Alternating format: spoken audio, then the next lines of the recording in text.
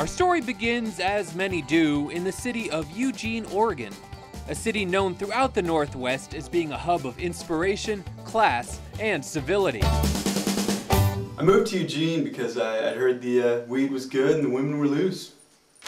I don't know, sounded good to me. It was these qualities that lured young musician Femi LeBeau to Eugene, who went by the stage name Smokey Dubb. Smokey grew up on the mean streets of Lake Oswego, a small town northeast of Eugene. It was a town that relied heavily on the meth industry, and few escaped to chase their childhood dreams. We dreamed, you know, deep in the ghetto, as it were, thinking about bright lights, and we always knew that maybe if we stuck with it, but you know, I had to get out of there. With nothing more than a guitar in his hand and a sparkle in his eye, Smokey was ready to start a life of his own and prove to the people of Lake O that he could make something of himself. I wanted, you know, to be part of something a little bit bigger, you know, with a little bit more of a message. Smokey began performing his unique beatbox/mariachi guitar music during open mic nights at Max's Tavern, a dank, rundown bar in the heart of Eugene. It was often filled with riffraff and no-good-nicks, but it was amidst this clamor of common numbskullery that Smokey's skills were noticed. I realized this man is a great mariachi guitar player, and that this man is a great beatboxer. He had it both. In the corner that night sat Seamus McGoy, a local legend who once held a glorious musical career of his own. But like many rising stars, he was eventually overtaken by a love for booze and an inhibiting addiction to freebasing rose oil. It had been years since he felt the spark of creativity burn within his musical loins, but it was on this night that he felt that burning once again. After Smokey's set, Seamus approached the young man, eager to earn his trust. And at first he was kind of freaked out because he didn't know who I was, and I think he thought I was hitting on him. I could tell already this guy was a high roller. I mean, more clout than we're used to, you know. I invited him back to my house, and he said, okay. The rest is history. Once at Seamus's house, the two jammed long into the night, fueled by copious amounts of alcohol and a little bit of cough medicine. Smokey seemed to be the cure for Seamus's musical constipation. For the first time in years, he felt the warm dump of inspiration flowing freely.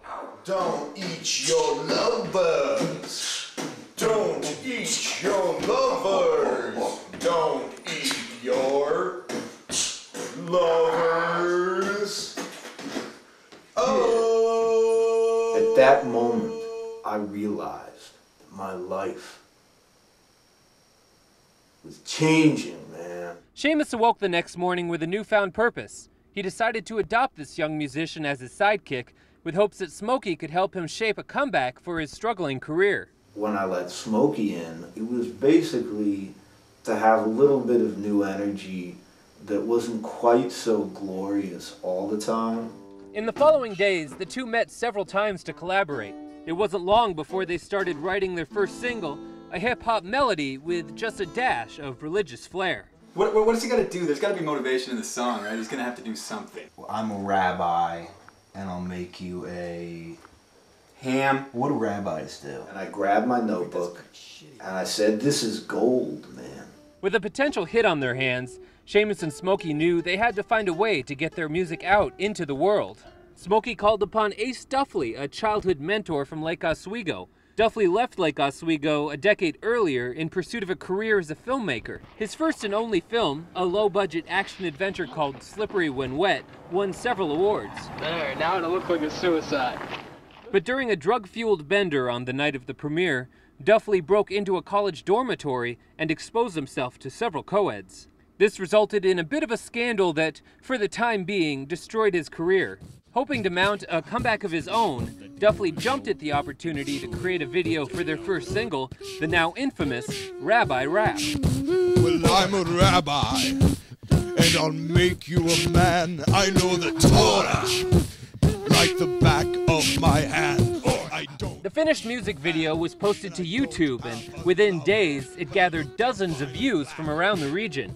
It wasn't long before this success went to Seamus's head. When that single started to sweep the nation, and everyone was listening to Rabbi Rap, I felt like that was my own musical bar mitzvah, man. It evolved and became our hit song, and then all of a sudden, you know, people were coming from all over the world telling us how great, you know, and rabbis.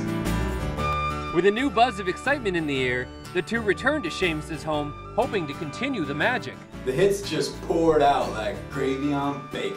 This led to their next single, the folk-inspired You Make Me Kill Babies. Yeah! Lord, you make me kill babies. That's what you do. Oh, you make me kill babies.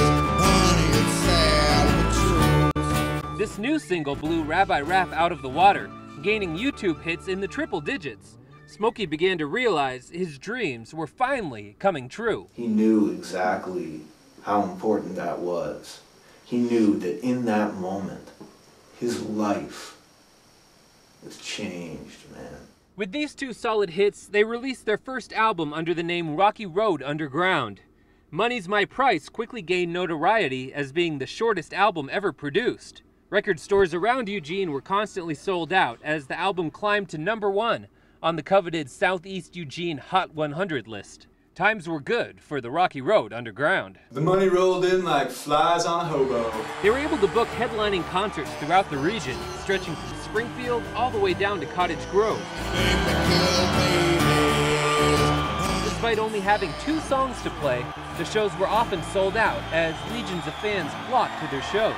I remember the girls. That was probably one of the best parts about the early years, you know. Lots and lots of girls, and it was as if they'd gone wild. But this partying came with a price tag. One of the women Seamus had been seeing stormed onto the stage during a show and demanded to know why he never called her back. Are you liking the drag queen getting pissed off so she can get shit done? It was an embarrassment that graced the cover of every Eugene tabloid for weeks. Along with this negative publicity, fans were demanding more from the group. Their 2-song catalog was not enough to keep people coming back to their shows, and Seamus knew it.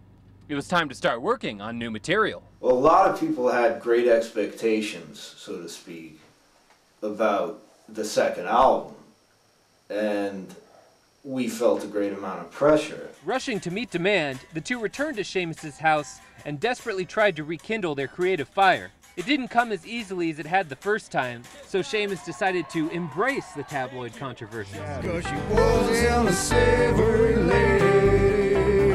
She liked making other people scream.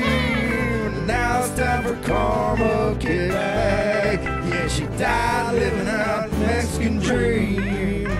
When She Wasn't a Savory Lady came out, it topped all of our expectations. Everyone knew that we were here to stay.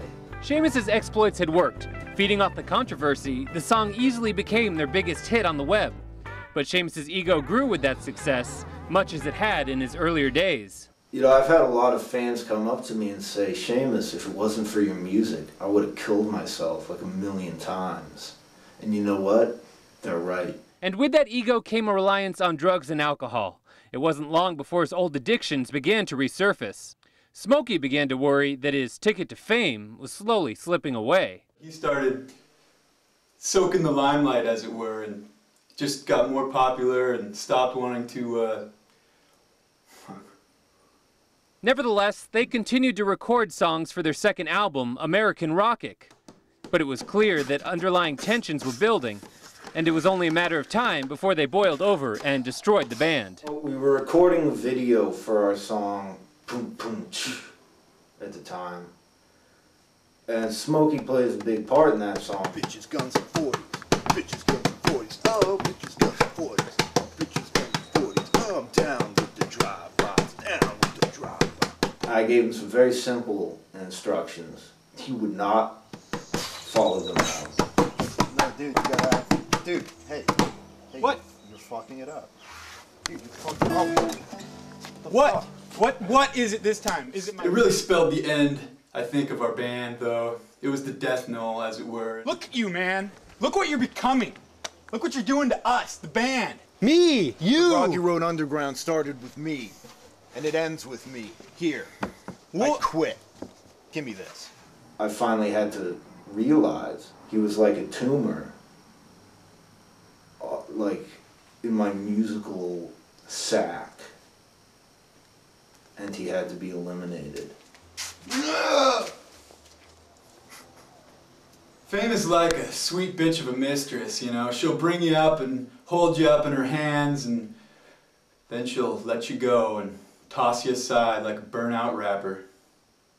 Yeah. Burnout rapper. As Seamus fell off the grid, Smokey was left alone to pick up the pieces. It was the darkest time of his life. I kind of dropped out of things, lost some friends, picked up some scars. Yeah. But as fate would have it, another musician was in the crowd the night Smokey and Seamus met. I was never happy about Smokey running into Seamus. James McGillicuddy, better known as rapper Shady Doings, has been Seamus's arch rival for years. They had often competed for top billing at local concerts, and while Seamus's earlier career had spun out of control, Shady's had flourished. His album, My Bitches and My Hoes, was Oregon's #1 indie rap album of 2008. Seamus thought he was bigger than the world. And that's where their problems began. I knew it would end that way. While the two had never met, Shady kept an eye on Smokey's career, hoping to one day be able to recruit the young man to his own team. And when they fell out, which I knew that they would, I just always had spots open. Shady invited Smokey for a drink one night to see what the young man might have to offer. Still reeling from the band's breakup, Smokey was leery of the new proposal, but agreed to stop by Shady's studio the next day just to check things out. You know, we started goofing around and making some tracks, and immediately we knew it was gold. It was solid gold. And my cunning linguistness matched his beats nice. Under the name Smokin' Shade, the two started recording a new album, giving Smokey a new lease on life.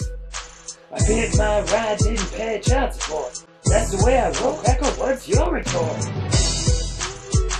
And that was a real good opportunity all of a sudden opened up, you know. Sour milk brings sweet, sweet wine. They put together an album which I find laughable. Seamus watched from afar as the two succeeded on a formula that he felt he had created. But they don't stay true to the music. They're all about the trends, what people like, playing stuff that people want to hear. As Smokey and Shady created their own band, Seamus began his own solo career. I wrote this next song for a very close friend of mine who's been a great inspiration in my career over the years. Some of you may know him. His main name is Seamus McGoy. Well, I got a new album coming out. It explores a wide range of music. It's going to change the world of music. It's going to change the world, the regular world. And I saw the penis dangling between your legs. It's going to be a mefrel. The album, McGoy Is Your McGod, was released with little fanfare and was quickly forgotten. He often performed intoxicated and rarely drew a crowd. They go around like they own the place and we really just voted them in. Injustice, oppression. Everybody's wondering who's gonna be next. It's the crazy way we do things in the USA.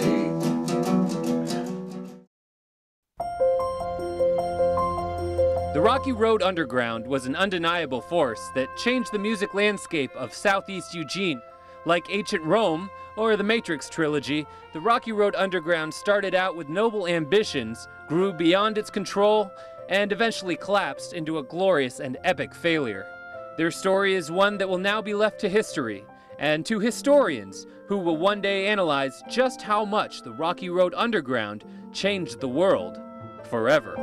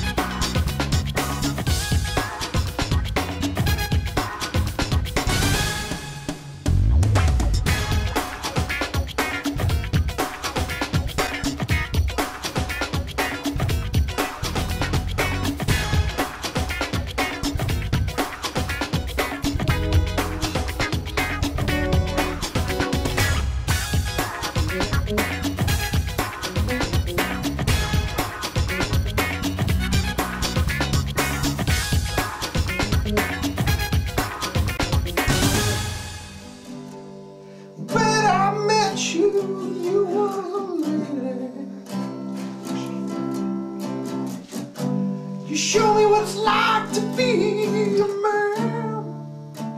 Oh. Then you took me home, and I saw the penis dangling between your legs. Why didn't I notice your mustache in the car? Wouldn't have gotten very far. Oh, sweet lady with a dick.